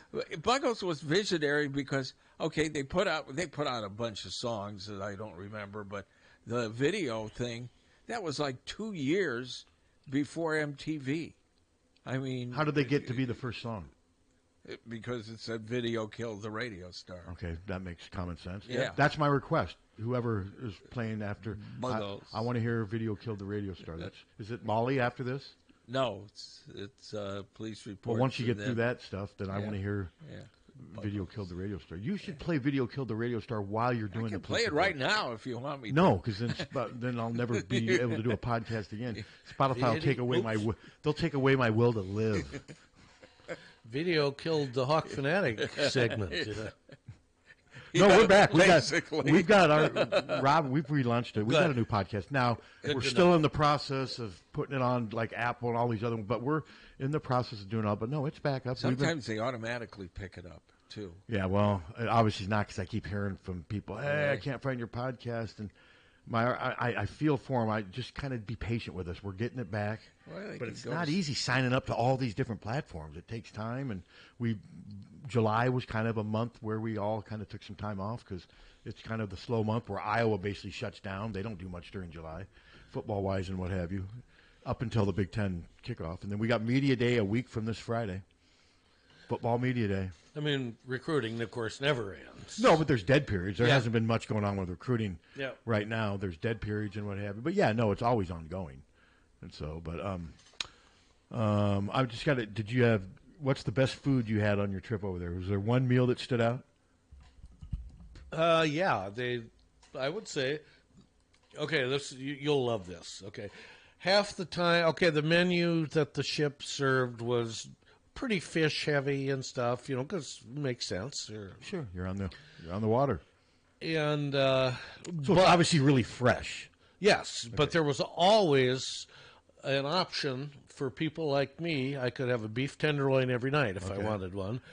And that's all figured into the package of the deal? Oh, yeah. Yeah, everything was all in. I could have had a beef tenderloin, 12 beef tenderloins. Wow. If I had wanted them. But, as good as that is, and I did have several of them, you don't want that every night. The best thing I had, there was a spaghetti bolognese. Only had it one night.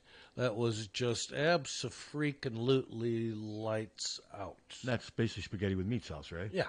But it was so good that I was just cross-eyed. I'm actually going to make see what I do, and I think you do it too. I use Graziano sausage. Now I put a little onion in with mine. You don't, and I just put that with that. I love that ragu kettle sauce. Mm-hmm. I love that stuff, and I'll probably have some spaghetti today. Hello. Now I'm hungry. Hey, Suter. Yeah. Brenda Bird had 12 fillets for breakfast. I'll bet you did. Yeah, whatever. I bet you liked every one of them. You get a week with it again. You got to switch it up. You're defending Brenda Bird. Is it Bretta or Brenda? Who cares? Bretta. But this guy cares because he calls in every time he brings her name up. But I mean, you should send her an advertising. You should send her an advertising bill. Mix it up, Jesus. You're saying you want more variety from him? Yeah, I expect more from him. Okay, he's lazy. The food was great. Like the mornings, you omelets. If you wanted omelet made with whatever you want in it. See, I'd gained 50 had the pounds. best bread in the world. I'd gained 50 pounds on a trip like that. Easy. Was it just nonstop alcohol too at your disposal? Yes, 100%. So, like at 6 in the morning, you get up and just start pounding if you wanted to. If you wanted to. What do you think of that, Captain? Not only that, but the champagne that they served is Veuve Clicquot, which is absolutely top. Not Dom Perignon. You drink a lot of that? Yes. So what would they have done? It's $70 a bottle at Hy-Vee. What would they have done had you gotten super drunk and then jumped off the side of the boat? Oh, goodbye. You don't think they would have stopped and looked for you? I Isn't that part of the deal? They might not have noticed. Hey, man, overboard. There's got plenty of other people Ann would here. be saying, hey, go save my husband. He just did a belly flop into the ocean. Yeah, I need another glass of champagne, and I think my husband just went overboard. But get the champagne first because he does know how to swim. He does. What do you think of that, Captain? What do you think of that? All right. So yeah, I mean, to serve Veuve Clicquot whenever you wanted it is ridiculous. No, that's amazing. $70 a bottle. But I'm guessing, I'm not asking for any specific, but I'm guessing that cruise probably wasn't cheap either. No. I'm guessing they're getting their money. No, it's all in, and the excursions off the boat were just astoundingly good. So I'm curious. So, like, let's say you're super hungry. Could you have eaten like 3 beef tenderloins in one sitting, as much as you wanted, or was it always? Yes. Okay. Wow.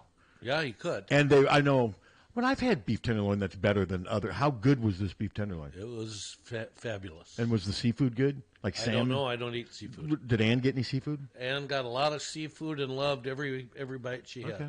Yeah. All right. No, it sounds like. Oh no, fun. the food was great. I mean, it was great. Okay. Except for the trip back. Did you see the changing of the guard in England? No. I think we might have the last time we were there, nine years ago or whatever it was. What happened on the food back? The flight back. What, the bad food? No. No. What happened first, international flight, they want you there 4 hours before your flight so you can make sure work the luggage out and everything. Mm-hmm. Got up there, put our luggage on the weighing thing, and she said, "Oh, have you heard about the long delay?" No, because you check online, still on time, everything great. 4-hour delay. Why? They never said. The plane got there late, 4 hours late. They didn't say specifically why. So we were in the Charles de Gaulle airport for 8 hours.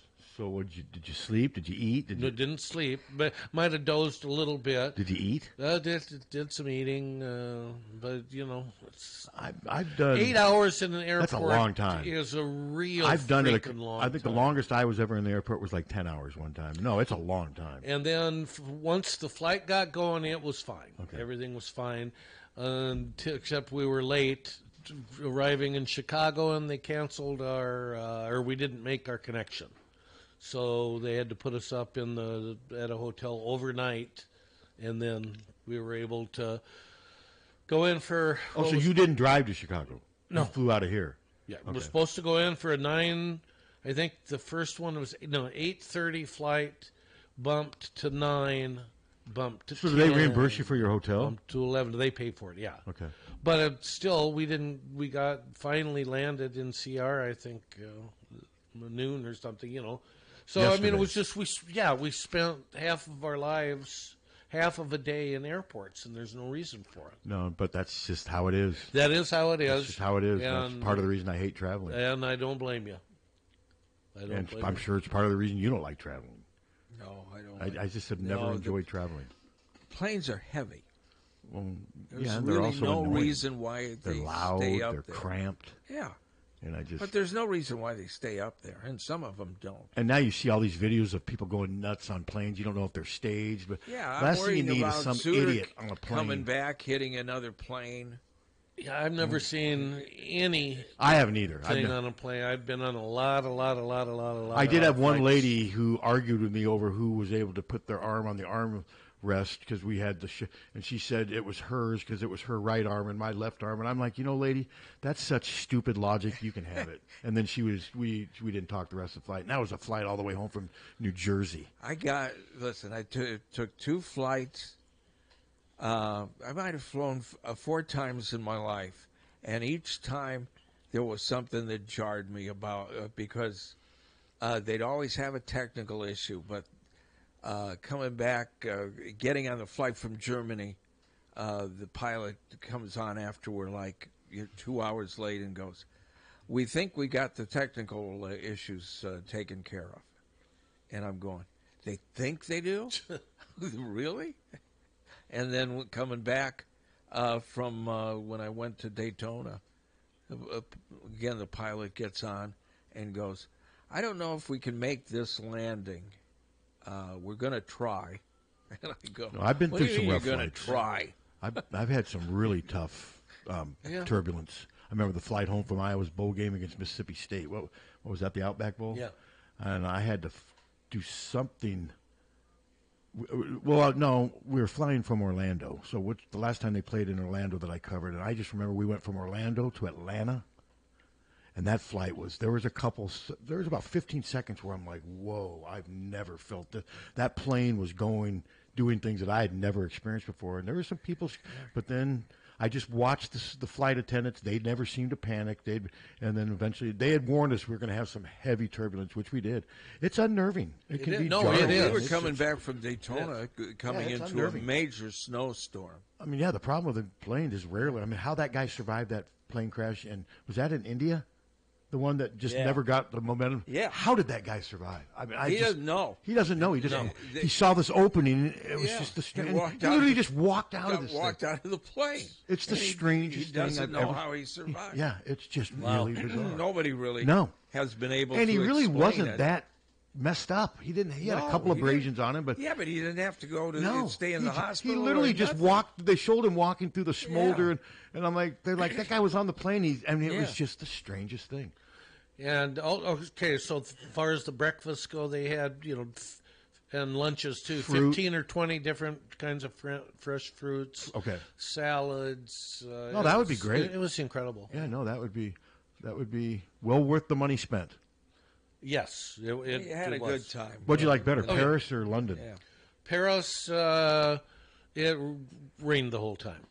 Oh, really? The day when we were supposed to do all the real super touristy things, the Arc de Triomphe and Eiffel Tower and that, it was raining so hard that we couldn't even get out of the bus. Yeah, that kind of sucks. Oh, it was ridiculous. Oh, that's too bad. We did one afternoon. We were only in Paris for a couple of days, but one afternoon we were able to get out, walk by Notre Dame, and said that we got to sit down and have a beer at a place, which was pretty cool. Okay. So I had a beer, but that was the only beer I had on the trip. So that's all the alcohol you drank on the... No, that was the only Oh, beer so you drank. I had on the trip. You didn't mess around with beer. Beer was not worthy of your attention. Is what $70 bottles of champagne, as much as you want. Hello. So I'm curious, how much alcohol content is in a bottle of champagne? Like beer's 4%. What's champagne? I don't have any idea. I don't know, I don't care. If you had to guess, what would you say? I'm going to guess champagne somewhere between 6 and 10, or that I don't too low? know. I imagine a glass of champagne is roughly equivalent to a 12 or 16 ounce beer, I would guess. A light beer or a regular beer? A beer. Well, I guess light beer light still will have the same. 12%. Oh. So one glass of champagne. Some may range to. So is that the whole bottle, 13.5%. or so does that mean that doesn't mean the one small glass of champagne is the equivalent of drinking 3 beers? Is it?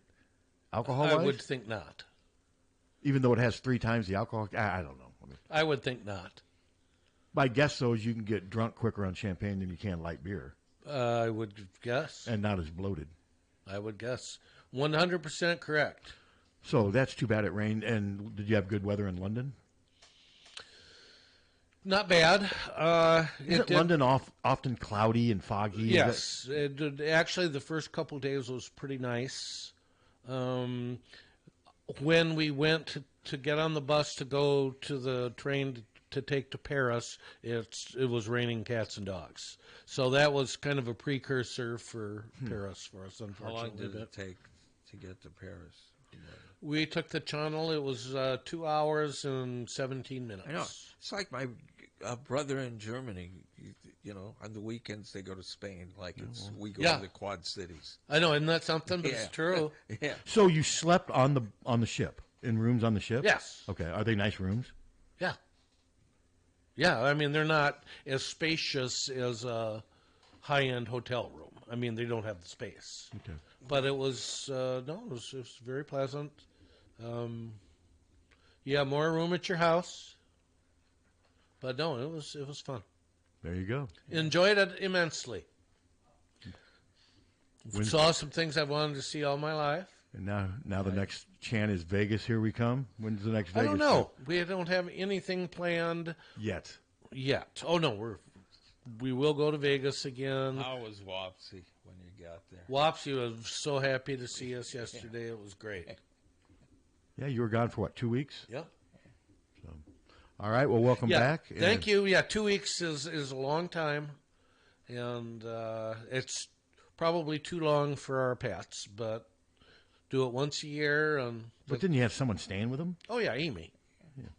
Oh, they're fine, but no, just let them. Well, there's some people charge of the house. No, I know people that will leave and they'll have somebody come over, but they. Flopsy, you want some more meat? Sure. They'll leave them. They'll leave them alone for the night. I mean, I've never. I did that a couple times when I didn't have someone living at my place, but only at the most it would be for one night. And I'd have my neighbors checking on them up until it was time for, and they'd just sleep in the living room. No, I always had somebody staying over, except for Hunter when he locked himself out of the house. And you think that was a mistake? I don't think so. No, he locked himself out of the house after 20 minutes. I mean, Brommelkamp used to watch Buddy when I lived over in Solon when I'd travel, and I'm not sure why he wasn't traveling at the time with the DR, but he was always babysitting Buddy. Yeah. And they would battle. I mean, he'd try to keep Buddy off certain furniture, and Buddy just was not having it. Just wasn't listening. He didn't listen to him. Todd would put he'd put all the furniture up on this couch, shoe boxes, and somehow Buddy would angle his body, squeezed in there enough to where when Todd would come back home, Buddy would be laying on the couch, even though he may have a book on his stomach or whatever. He was not going to not get off that couch. Did Brommelkamp leave early? I don't know. Huh? What? Well, I'm not. What's going on? Hey, if you guys are going to fight, then put on a better show earlier, okay? Yeah, I'm not. I'm lost. What are you guys fighting over? I don't know. What are we fighting over? You won't let it go, will you? What? I have stuff, and it's 5-6 years ago. Oh, Jesus. Because I said... Oh, that was a delayed reaction. Yeah. I thought he was mad about something. He was mad about. Yeah. Okay. I thought he was mad about Lazy Todd. Lazy Todd. That'd be a good name for a band, Lazy Todd. It would, actually. Don't you think? Isn't there? Well, there's Big Head Todd. Big Head Todd and the Monsters. Yeah, and I've heard them played on here, of course. Yeah. Broken-hearted Savior. That's right. That's what it is. Yeah. So, well, that's good that you had a good time. Oh, it was great. Safe trip. Never any scary moments on the flights? No. That's always better. Yeah. No. I don't like it. I don't like it at all. So what time? You got home yesterday at noon? Yeah. How long would it take you to drive there? To where? Paris? Paris. Well, you can't. It's impossible, monsieur. Well, people get cars over there. Well, yeah, they have them. Yeah. Ships move them over there. Yeah. They load them onto ships. I suppose you could drive to, New York, get on a ferry that would take you to the UK. I still think you and Ann need to investigate Vietnam. Go do that. I've seen some. That's pretty cool vacation. Oh, if I hear you're you. into Vietnam War history, I mean, you can go on these tours, but man, they ain't cheap. No. I saw this one, and the expense. I thought the expense was for the whole package. Just the tour itself, from the way I read, was $15,000 just to be taken on these tours. Ooh, so that doesn't include anything else. That doesn't include the airfare? I don't believe so, from the way I read it. Yeah, that's pretty high. But they want to make money off it. Oh, and I may have read it wrong too. But that's been one where I would love to do. I would love. I know I could see why you did. You lost friends there, but I think it would be an interesting vacation because I think that's how they make a lot of money. People go. Of course it is. And they go back and look at some of the. Well, okay, now keep in mind. Vietnam's a beautiful country. It is. Now, and I'm sure that this company that we went with this last time, we'd never gone on one of the Tauk cruises before, and it was fantastic. I mean, everything was exactly the way they said it would be. The way they said it would be. Any kids on it? Yeah. They had kids on there? Yeah. Well, not a lot, but there were a few. But everything was exactly what they said it was going to be. That's it good. went on time. Well, when you're spending that kind of money, it better be. Yes, exactly. That's how I look at it. And people with money, I mean, we were probably the paupers of the voyage, but it was, they do everything so well that, it's impressive stuff. I'm curious. So, is there always something? Or if you just can't sleep, is there always like 3 a.m? You go out on the. Is there something going on out there? Or no. Does it basically shut down to where there's nothing for a certain amount of time? Yeah, they will have something for you to do probably up through 10 or 11 o'clock. They've got a piano player who will play. And then about around 11 o'clock, people are tired from a long day and they go to bed. Okay. And, I mean, there are some younger cruises, like the cattle calls where there are 1,500, 2,000, 3,000 people on a ship. Yelling Freebird. I mean, those things, I think they probably do go on through most of the morning. Okay. They got these huge buffets at midnight. Midnight buffets, I don't want to eat a big buffet at midnight. I don't, but I would if it was available and I was drunk. And Ann and I did one cruise that offered them, and we stayed. We got to have one midnight buffet. And Did you eat a lot? Not really. Okay. Yeah, midnight's not the best time to be eating. Not but... really isn't. And this was 20 years ago. Okay. At least. Yeah. Both of you guys, cruises would not be your. I don't. Your ticket. No, I'd get bored after a while. Jan never wanted to go on a cruise either. I'd love the tours and all that stuff, but eventually I'd get bored. Well, the tours are great. I'd like to see more of Europe. But I just don't want to do all the stuff it takes to be in that position. Yeah. And right now I don't want to spend the money either. Well, fair enough. Well, and the Titanic. Well, I've moved on. I've moved on from the Titanic. Well, although they do, a Chinese company has recreated the Titanic, and you can buy a voyage on the Titanic it's over $1 million. And then does it sink and you die? Yes. It does not. It's for people that want to just pull the plug. But in a creative, expensive way. They build a big iceberg. Hey, there it is, Jerry. Crash into it. Yeah. That's interesting. It basically takes you on the same path. It's exactly the same. They recreated the boat. Would you do that? Could you see you and Ann doing that in a heartbeat? I already looked into it. I think that should But it was over $1 million. I don't have $1 million. Get off the air and start selling, right? Is that what you say, Captain? Hello. Guys, for God's sake. We were floating down the Seine River. There was no ocean tides. There were no icebergs. Jeez. So true. Yeah, it could have happened. It could have happened, yep. And it's a very, very small. There aren't very many people on it. There were 80 people on that cruise? Yeah. Oh, that's it? Uh-huh. Oh, That's okay. all? Wow. Yeah. See, I could have handled that better than If they had all of us going someplace at once, pretty much everybody went to the Normandy beaches. Yeah. Everybody went to Normandy. It didn't take even 3 coaches How was to load that? us up and haul us out. And there was always a lot of room, and it was very comfortable. It was incredibly well done, and the food and drink were delightful, and everybody was well behaved, and it's just you're just barking up the wrong tree with all of your speculation. We were probably the least well behaved of the lot, wouldn't you say? Probably.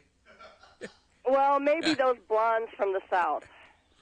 Yeah, they were fun. I mean, were they laughing? Is that? No, but they were certainly. Well, they did laugh, but they were certainly enjoying themselves. No, that's why you're there. There were families and there were older couples. There weren't a lot of young people, but there were a lot of young adults, way more young adults than I expected. Yeah. Traveling in multi-generational groups, and for the most part, everybody was nice. Tom and I met a pair of Aussies that were just delightful. Oh, the Aussies were great. And, some Canadians, and most everybody's from the U.S., but not everyone. Yeah, it would suck going on a cruise. It was really cool. And did Tom tell you that when we did the rock and roll tour, they took us by Jimmy Page's house? Oh, you did not? Oh, I did not say that. The house he lives in now or what he grew up in?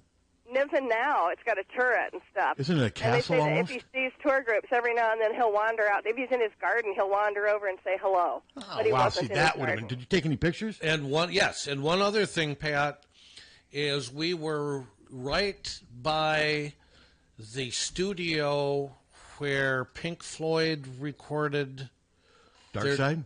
I don't know, one of their first things. And I have a picture of it. I can't remember the name of it, but I said, well, Pat will know. I took a picture of the... Do you remember what it was called, Ann? No, I don't. But did you tell him that we went and hung out outside of Brian Epstein's house for a while? No, we did. That was one of the best things. So the house he grew up in? Where he was living in Belgravia in London when he was managing the Beatles. Okay, wow. And you go down, they showed us the door. The Beatles used to shoot out the side door into the Mews, which is, for us now it's like an alley, but it used to be where the horses and stuff were. Okay. And they'd run around the corner to a pub that's still there, that's tucked around the corner, and it's at the confluence of 2 back alleys. And they used to go down there and have a pint and talk about stuff. And I got a picture of that one, too. A lot of history there. How big was Jimmy Page's house? Big. Yeah. Okay. Yeah, it especially by British standards. It was real good, nice. Good. It had a turret. Okay. It had like three stories that you could see and a great big turret. Okay. So being Led Zeppelin's lead guitarist obviously paid well. It did okay. Yeah. well, No, that's and cool. he wrote songs. I wanna- and show me that when he photo went sometime. Into it, he was such a well-paid session musician. Yeah. That he had a little bit more. He had a lot more money than Robert Plant. Let's put it this way. I Robert think Plant we- was kind of the dead-end kid that got lucky. I think Robert did okay, though, ultimately, with it. Yeah, we've looked up all their networks before. Yes, he did. Yeah. And like you said, they all they all complement each other Boy, did they. perfectly. They really did. But I've always So thought anyway, John. I didn't know. I didn't hear a little bit earlier. I didn't know if Tom had talked to you a little bit No, about. he didn't and mention then, that. I'm of glad you course, called we in. saw we were in front of Abbey Road Studios, but by then we actually had to get back to the ship, so we had to bail and go to the nearest tube station and take the tube back to Holborn, where we were staying. Okay. No, thanks for sharing. But we did. People were getting their pictures taken on the crosswalk.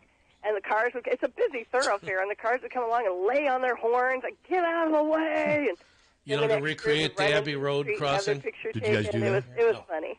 We didn't have time. No, we didn't have time. All right. Well, But that's okay. They would, if it was you and me, Tom, somebody would have just, road rage, but they would have floored it, and we'd have been toast. but you did not see Jimmy Page come out. He did not come out of the house. No, but they He was did not say in his garden. If he's in his garden, if he's already out, he will come and wave at the tourists. Cool. Because he knows, he can tell, when it's a tour. Sure. Okay. Good to So, hear. yeah. Thanks, Ann. All right. Thanks for the call. Okay, well, No, I'm she- ringing off now. Talk to you guys later. See, that stuff would have amazed. Seeing Jimmy Oh, Page, it was great. that's what I. Robert Plant's worth $200 million. Oh, that Jimmy ain't- Page is worth $180 million. Robert Solo Plant is albums. worth more. Solo albums. Oh, well, yeah, because he had the Honey Drippers? I mean, Jimmy Page has done a lot of that sessions work was years ago. He did like Death Wish 3 soundtrack. I'm not sure how much money. Robert Plant, like Big Log, some of his early albums in the 90s. Yeah, I mean, that does not surprise And me. Honey Drippers. What's John Paul Jones worth? We're feeling sorry for Jimmy Page because he's worth $180 million. I'm guessing John Paul's going to be worth $120. Say 120. 120 sounds good. I've always thought he was Exactly. 120. 120. I've always thought he was the underrated member of that band. Yeah, well... Now Bonham, you can't. I mean, he's been dead for 40. Yeah. He's been dead for 45 years. Yeah, this September, I believe, will be 45. I think he died in September of 80. But no, that was interesting. That's interesting that you were able to do that Yeah, stuff. Yeah, show me. I took 8 million pictures, Okay. so I'll be able to show you the yeah. the sound studio. Definitely, where and I Pink want to Floyd Pink Floyd and Jimmy Page's house. Beyonce. I'm guessing 1 billion. 1.1 billion. 780 million. I was going to say 900, then I got carried away. Failure. Yeah. Loser. She's a loser. I don't like her music, but she's, like I've said before, very easy on You the know, eyes. there's been some songs of hers that she's done that I loved, but for the most part, no, she doesn't do it. It just doesn't work for me. Nope. Yeah. So. Nope. God, we've killed almost 2 hours. And Rihanna.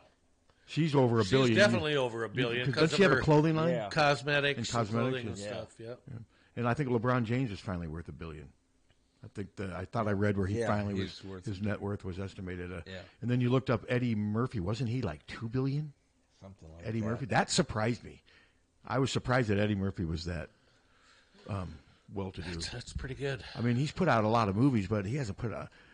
When's the last time he put out a really, really, really successful movie? Yeah, but But he's a producer and stuff too. He's right? a producer and he invests.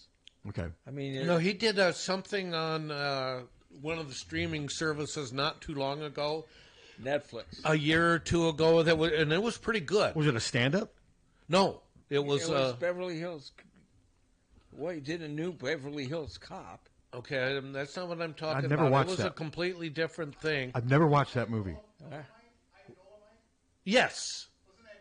Yes, What it was was it great. I can't remember the Dolomite. Oh yeah, that was. And it was great. What was the plot? He was an artist and a producer, and it's a true story. Yeah, it was really worth watching. Yeah, though. black artist and producer. No, it was good. Yes, it was. But since then, I don't know. God, he was good in 48. He and Nick Nolte were the perfect. I remember I went and watched that my freshman year of college with a bunch of guys on my dorm floor. We went and watched it down at Merle Hay Theater. That was a good movie. Yeah. That was a good movie. I think if I show you the picture of the building, the top part of the building where the studio Pink Floyd was in it, I think I got the name on it, and I think you'll say, that was blah, blah, okay, blah, how blah, far blah. was that studio from Jimmy Page's house?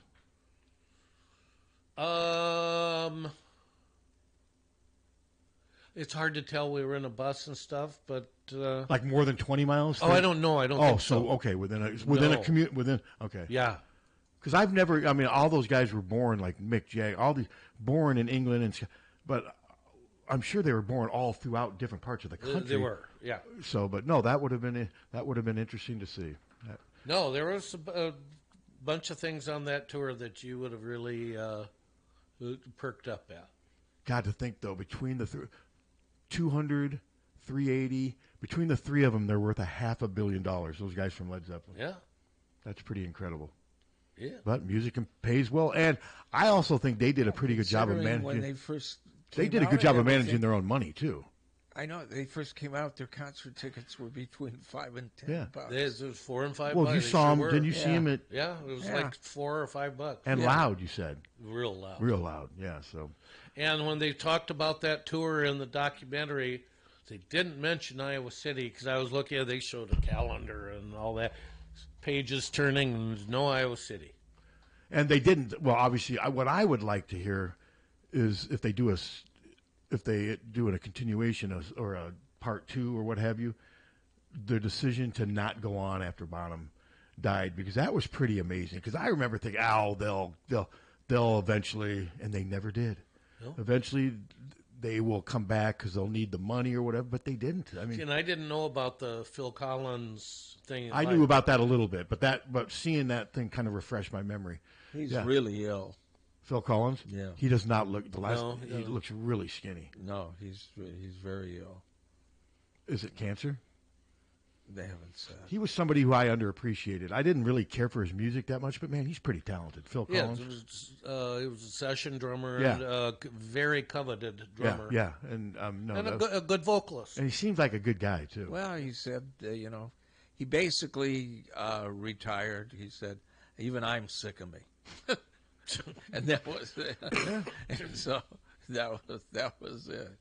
But no, that the Live Aid thing, it's interesting. It's been good. I agree with Tommy. It's been well done, and I figured it would be well done. Yeah. When they do stuff like that, they usually do a nice job. And I'll tell you, Bob Geldof, I mean, I respect the man. I mean, for what he was able to do. And speaking of Tommy, are you nervous, Tommy, with your show coming up? Because of the bar we just set?